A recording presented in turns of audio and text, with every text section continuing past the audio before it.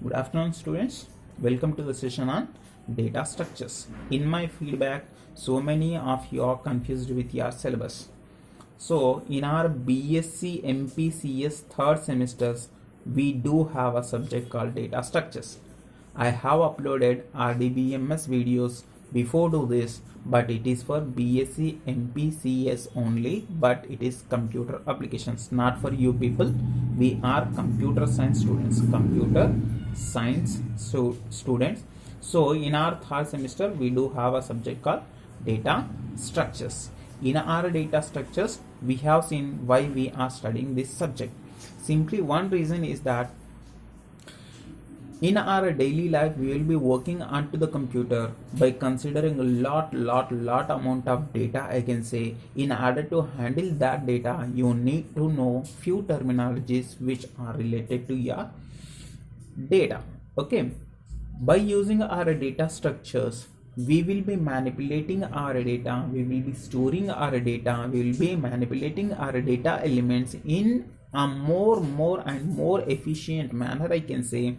And we have went for the introduction to your data structures, and your subject is data structures with C++. Mean to say that you will be learning data structure subject along with your C++. Not only with your C++, you can work on your data structure by using C language, by using Java also. But in your previous session we have seen basic terminologies that we are going to use in your sessions. Okay, up to what extent you have understood that I don't know. For that reason I am repeating it. Data is a collection of raw facts that I said. Raw facts means nothing but what? These are the data elements that you want to store it in your memory. Okay, that you want to store in your, that you are going to store in your memory, I can say.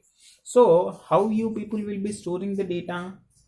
That will be dealt by your subject called data structure. In what manner you have to store the data?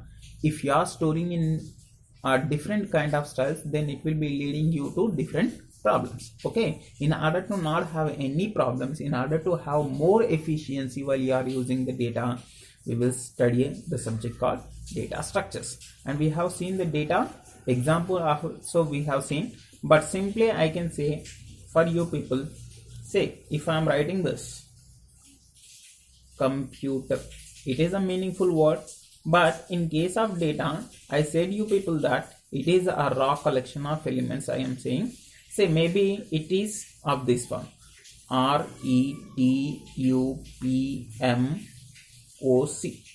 See, this is the reverse order of your computer. As you are seeing this, you can understand what it is. But in generally data consists of what?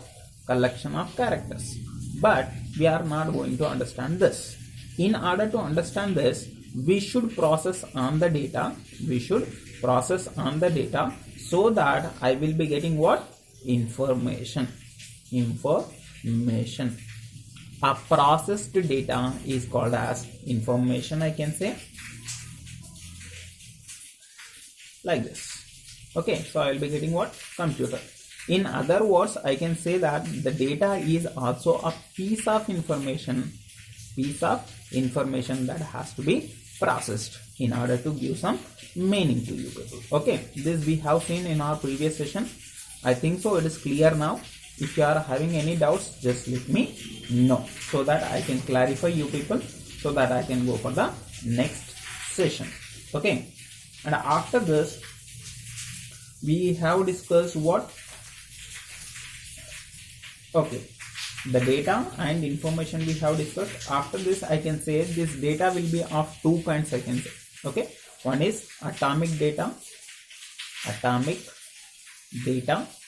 and one is composite data. What do you mean by atomic data? Atomic data is a data which cannot be decomposed further. Okay, which cannot be decomposed further. For example, your primary data types. Say example, if I am having an integer like 2, I can't further decompose this 2. Okay, if I am having 23 also, I can separate by them digits 2 and 3, but it is not having any meaning. So I can't further decompose these numbers. Say suppose if I am having an alphabet A, further I can't decompose this.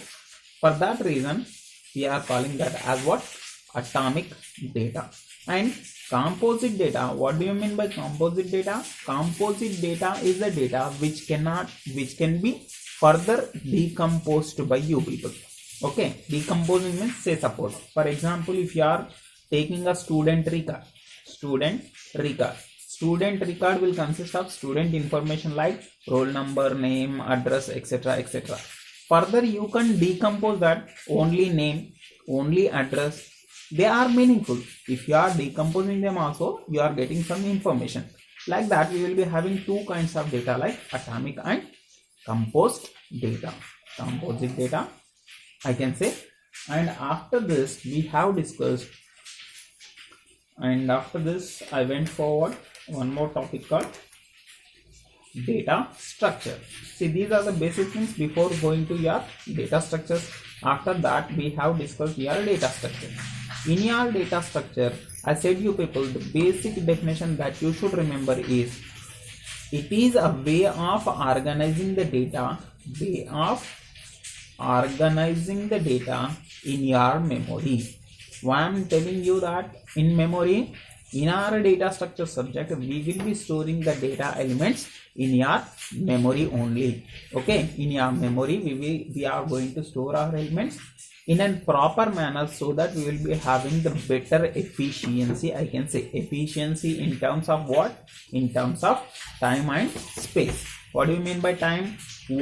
How much time that we are going to take in order to store, in order to retrieve the information. That is what the time factor.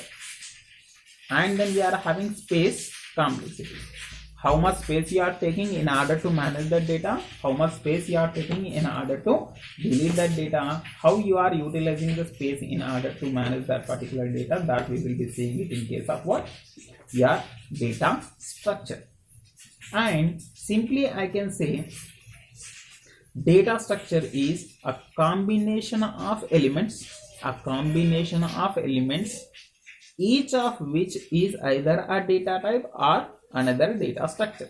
It may be a collection of single elements like COM, like this. It may be a meaningful collection of data, I can say. It may be either single elements, it may be a collection of elements, I can say. And it must have a set of rules in order to maintain its association, in order to maintain its relationship, so that it will be forming a structure. In certain way it should have some relation in order to store the data elements. Okay, that is what the data structure definition that we have seen. In simple words, you should remember that data structure refers to the organization of data elements in your memory, and it maintains what? Interrelationship among the data elements. That you should remember. Okay, and after this I went for the types of data structures. Types of data structures. In these types of data structure, I went for primitive data structure and non-primitive data structure. I said you people that primitive data structures are nothing but your primitive data types. Examples also I have given: integer, float, character, and so on. Primitive data structures are the data structures which cannot be decomposed or derived from other things. Okay, say suppose integer cannot be derived from some other data type. No, like that only we will be having character, like that only we will be having what? Double, like that only we will be having other primary data types. Primitive data structures are the data structures which cannot be derived from other data types, I can say.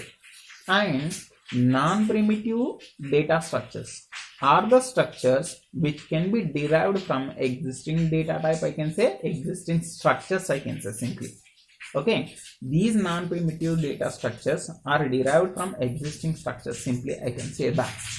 Okay, and simple example from your non-primitive data structures is your array. Already we have said that this is a derived data type. Why we are saying derived data type? It can be derived from your existing data types. If you are storing integer, it will become integer array. If you are storing character, it will become character array. Okay, like that people will have some primitive data structures and non-primitive data structures. Along with that, we are having linear and non-linear data structures.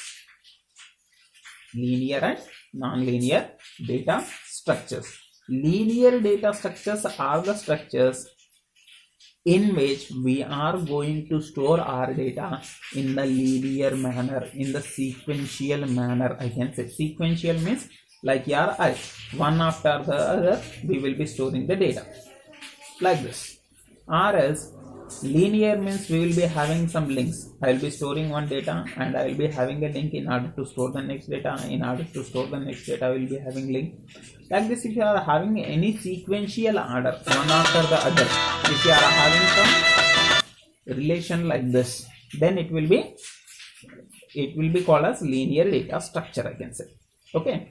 See, one after the other we are using the locations in order to store the array elements. In the same way, you can use linear data structure where you people will be having links between the data elements. This we have seen. Linear data structures, again it consists like arrays,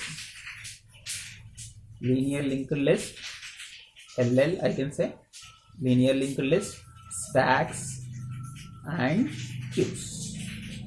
In your linear data structure, every element will be having a successor and predecessor. Why? Because we are storing the data in a linear format, no, sequential format, no. So it will be having a successor, it will be having a predecessor also. Okay, do remember that. And then we have discussed about non-linear data structure. In our non-linear data structure, we people will manage our data in a hierarchical manner, I can say, in a tree manner, I can say, in a graphical manner, I can say. Okay, we will be not having any sequential order in order to store the data elements. We will be storing the data elements in a random manner. Okay, in this we are having two kind of data structures like trees and graphs. These are the basic things that I have discussed in previous two sessions. Okay, just I have repeated for you people. Still, if you are not getting anything, just let me know by your WhatsApp. If you are having any doubts, just message me so that I can clarify you in the next session, so that I can go for the next part of your syllabus. We'll be having few more data structures that we will discuss it in our later session. Thank you for today. If you are having any doubts, if you are not getting anything, just message me on WhatsApp so that I will be clarifying on the next session and I'll be continuing with the next part. Okay, and don't confuse between your syllabus. And why? Because in our previous session, already I told you people, in the starting of this video also already I told you people, we'll be having data structure as our subject and we will be having 4 units within that.